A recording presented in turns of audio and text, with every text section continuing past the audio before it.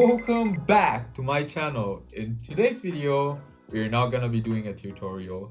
Yes, you've heard me right. So I've decided to switch up my content a bit because I've always also wanted to share some useful information that people might find helpful apart from doing tutorials. So today's video is going to be about, is it hard to find a job as an international CS grad in Malaysia? This does not necessarily have to be for CS grad. It could be also for software engineering, if you're in networking, any sort of stuff. I'm targeting towards international people because I am an international kid over here as well. So yeah, but it's not necessarily for them. It would also help out the local if you also want to watch it. So you just bear with me as we go through this video. Why did I really want to make this content is because I see a lot of people coming up to me and being like, students like, hey, what is the job scene like in Malaysia right now for internationals and stuff? Is it hard for me to get a job and stuff like that? So let's start by answering this simple question. Is it hard to find a job as an international CS grad in Malaysia? The answer is yes, it is hard, but it is not impossible. See, when you're in tech, I firmly believe that there would be a lot of opportunities, and Malaysia is one of the most perfect place that exists to have jobs like that. And they do have a lot of opportunities for international, but but here's the but. You need to have experience. So how do you get your experience? You might be wondering that, hey, once I'm done with my degree right away, how am I gonna have like a year worth of experience and stuff? That's impossible because you can't work in Malaysia while you're like studying. But like, let's say you do, if your university has this opportunity for you to go to an internship, that would immensely help you to stand out from the rest. Now I know that this thing might be asked, like, do I need to get a degree for getting into a job in tech? If you're looking about United States and other countries in the Western world, like, they probably don't need it now. Like, a lot of companies have been hiring without you getting a degree. But it's still in Malaysia, when you're looking for a job, they do ask you for your, like, hey, you must be an undergrad, this and that. So that is still there. Always remember that like tech field is a very competitive field. There's like, as tech is growing, so are the developers. So there are like a lot of more people coming in. Like, if you look down the line 10 years ago, there weren't that many developers as there are not right now. So there will be opportunities, but you need to stand out at least a bit so that you can land your job. Otherwise, it's not that impossible. So let me give you guys a bit of history of how I landed my job in Malaysia itself as an expat over here for a year. So I did my degree here in Malaysia itself in Asia Pacific University. We have this internship opportunity right before you start your third year, which is basically the final year. So I did this internship basically with one of the departments in APU itself. This department specifically does development and creates a lot of applications and services for the entire university itself. So a lot of experience that you can get from this place. So I joined the 4 months internship, and after I was done with the internship, they had this like basically research and development assistant program, R&D program. So I immediately joined there, and I did the R&D program as I was doing my final year. And I'm really grateful that I came across this opportunity, because this entire thing changed my entire life. Because once I was done with my degree and I was done with my R&D program, they did come up to me and offered me a job, and that's how I ended up in Malaysia. And I've been working for a year, and I absolutely love it here. And Malaysia is an amazing country, side note. But see, how did I get that chance? Is because firstly, I've been working with them for a while. Now let's not go through the part of the R&D part. I know that's a bit like not like part of the process, but let's talk about the internship, right? When you're going through an internship, you're gonna be gaining different sort of experiences and stuff like that. And in that way, you're also networking with those people over there at work, and they see how you are and stuff, because they do have this intention at times where they would want to consider hiring internationals that they have as interns, because internship is not always about just like, oh, they'll do 4 months and then they'll just be off, shoot, skedaddle from here. No, that's not how it works. So they do have, like, I'm not saying all the company does this, but like there are some like points where they check, see that, oh, this person is very charismatic, they're standing out from the rest of the crowd, we would probably want to hire them down the line.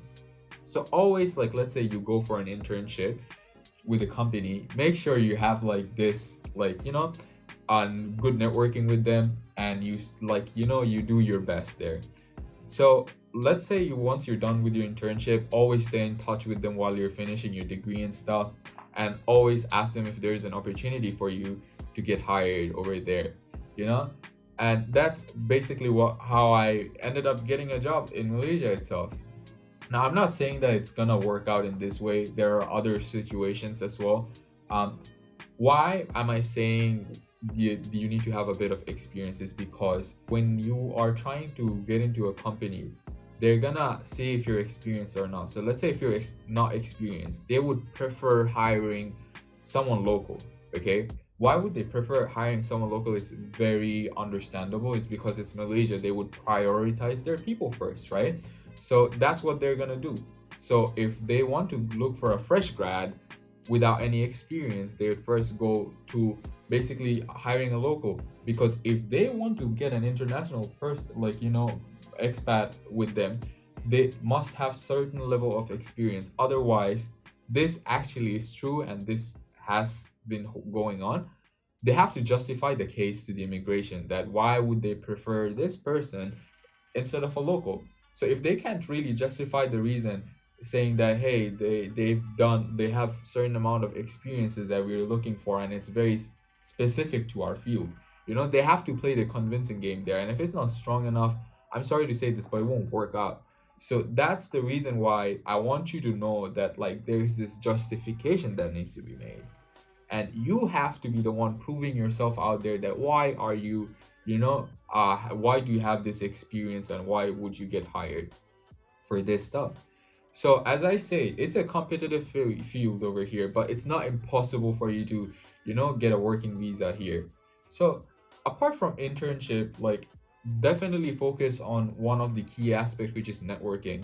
So when I say networking as a student, like, I will say that you can go to a lot of numerous seminars, like, which is conducted by AWS and other companies as well, where different companies come in and they do tech talks. Okay, so after the tech talks and stuff, they basically always talk about, oh, we are hiring, this company is hiring, so if you're looking for a position, talk to this person and stuff like that.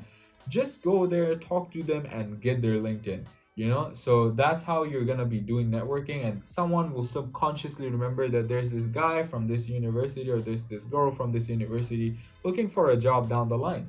That's how the entire networking game works. And trust me, like, you could be really, really good at what you do in terms of skill, but if you don't have the right networking, like, you will definitely land a job, but it would be relatively harder for you to find one. Okay, with all of these circumstances where the market is very saturated, it's very competitive. So try to network as much as possible. Just get their LinkedIn and stuff. So coming to the point of LinkedIn, now, do you need to have a social media presence as in LinkedIn itself? I would say yes, because it will help you immensely down the line. If you are an international, it will definitely help you down the line, because no one knows you in Malaysia. So that's how you're connecting to local people over there, and they're getting to know that, okay, there's this person, and do some posts or something, like, you like to do from time to time, just share it on LinkedIn. Now, when I say LinkedIn, right, I personally am not a really big fan of using LinkedIn, because at times it makes me demotivated and stuff like that, and I feel like people are overdoing, but yeah, it is what it is. So, like, just like be present in that platform. Just like, you don't have to overdo anything. You just, like, talk there from time to time, or if you feel like some posts are really useful, because how it's gonna help is recruiters are gonna look for different people, and you will be receiving basically DMs from them saying that, hey, we're looking for this job opportunity, are you interested in all? So if a recruiter does reach out to you in these kind of situations, please, the first and foremost thing that you will do to them is ask them, hey, look, are you guys going to sponsor work visa for this job, because most of the times, 9 out of 10 times, if you miss out on this information, down the line they're gonna be like, oops, it was actually for a local. Oops, it's now meant for international. Oh, sorry, I didn't know you were not a local. It will end up like that. So to not waste any of your times, the first and foremost thing, when they say that, are you keen to looking forward to this opportunity, you ask them, are you guys going to provide me with a working visa? If not, toodles, I can't waste any more of my time and your time. So that's basically how you should be handling those cases. Now again, one of the biggest thing I would say you could really focus on is basically setting up your own pet projects. And what do I mean by pet projects? Okay, so start coding or doing something in your field that you would really think would work out, because a degree by itself is nothing. A degree is just there to give you the certificate. It's just a formality at this point. So everyone is getting a degree now, so how do you stand out from the rest? You need to have their experience. How can you get experience apart from your internship? Doing pet projects. See, when I joined my university and I was studying, I was learning stuff here and there, but that was not enough for me to gain experience. Once I did my internship, I started learning about JavaScript. I started working with Angular, and right now I'm like a front-end team lead in our university. So that's why it's really experience, the experience thing here is really, really important for you to get as fast as you can. It doesn't necessarily have to be with a job. When you have good pet projects and you showcase it to other companies and all, they were gonna be impressed themselves knowing that, oh, this person really worked on this thing while they were studying. So that thing really, really pays off. Now I would want to discuss this. Another important factor that I see a lot of the students saying is that they don't like coding, but they're studying computer science. They're not into networking, but they're studying networking and stuff like that. And I honestly get that. I know where it's coming from. Maybe you initially thought tech sounds very bougie, or it sounds very good pay, so I just joined the degree. Or it could be family pressure and stuff like that. But try to understand this when I say it, all right? Your 3 years or 4 years in the university is not just to learn, but to discover yourself. Okay, and I want you to think about this straight, all right? Discover yourself. What do you like to do? I know there are a lot of things that I did not like doing while I was studying CS. I was like, why do I have to do this? Why do I have to do that? So know what do you like. That's how you're gonna discover yourself, and that's the internship you should be focusing on. Okay, so keep in mind, always, that the university is not just about learning, it's about exploring and finding out what you like. So I know, and it's hard for you to even figure out what do you like. So at times internships do help out. For example, I do like to do a lot of stuff, and I was still confused that after studying CS, so what kind of job do I want to have? Do I want to go for networking?